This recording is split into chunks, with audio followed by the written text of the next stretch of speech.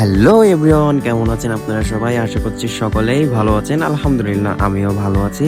তো আজকের ঘুরতে যাওয়ার প্ল্যানটা ছিল মূলত রমনা পার্কে।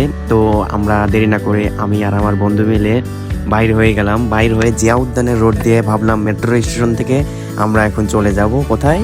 রমনা পার্কে। তো আমরা দেখতে দেখতে জিয়া উদ্যানের ভেতরে চলে এসেছি। এই যে দেখতে পাচ্ছেন জিয়া উদ্যানের ভেতরের পরিবেশটা কত সুন্দর লাগছে, একটা ন্যাচারাল পরিবেশ।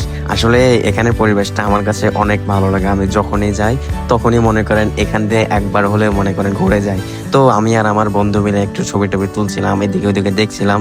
তো দেখতে পাচ্ছেন পরিবেশটা কত সুন্দর, তাই না? অনেক সুন্দর লাগছে কিন্তু। তো এভরিওয়ান, আমরা এখন যাব হচ্ছে মেট্রো স্টেশনের উপরতলায়। এটা হচ্ছে নিচতলা, লিফট দিয়ে উপরে উঠতে হয়।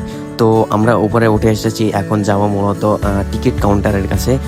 ওখানে গিয়ে বিজয় সরণি থেকে শাহবাগের যে টিকিটটা পাওয়া যায় সেই টিকিটটা কেটে আমরা এখন চলে যাব শাহবাগের দিকে। এই যে দেখতে পাচ্ছেন টিকিট কাটা হয়ে গেছে। এখন এটা হলো স্ক্যানারে দিতে হয়।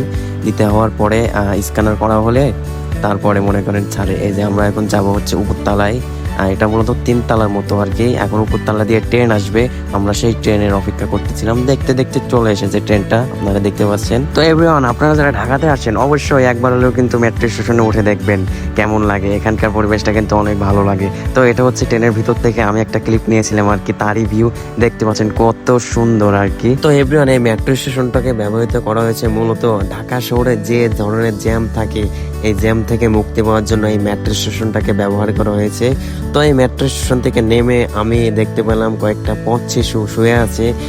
এরা মূলত ডেন্ডি খেয়ে শুয়ে আছে আর তো এভরিওয়ান, এই যে মূল আকর্ষণ, দেখতে দেখতে আমরা চলে এসেছি রমনা পার্কের গেটের সামনে।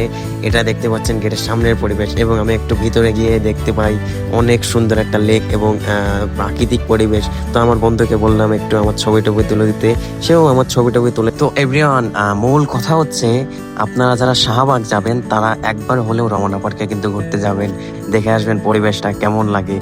এখানে না গেলে কখনোই বুঝতে পারবে না পরিবেশটা আসলে কেমন লাগে। তো রমনা পার্কটা কিন্তু ছোট না, অনেক বড় একটা পরিবেশ নিয়ে মনে করেন রমনা পার্কটাকে তৈরি করা হয়েছে আর কি। তো আমরা এখন চলে এসেছি বাইরের দিকে। দেখতে পাচ্ছেন বাইরে এসেই দেখি পুলিশরা আগে থেকেই প্রস্তুতি নিয়ে রেখেছে, এখানে হয়তোবা কোনো একটা আন্দোলন হবে আর কি। তো আমি আর দেরি না করে ভেতরের দিকে চলে এসেছি, দেখলাম একটি বাচ্চা এবং মা দাঁড়িয়ে আছে। তো এভরিওয়ান, আজকের ভিডিওটা কিন্তু এই পর্যন্তই। ইনশাআল্লাহ পরবর্তী কোনো একটা ভিডিওতে দেখা হবে। আল্লাহ হাফেজ, সবাই ভালো থাকবেন, সুস্থ থাকবেন।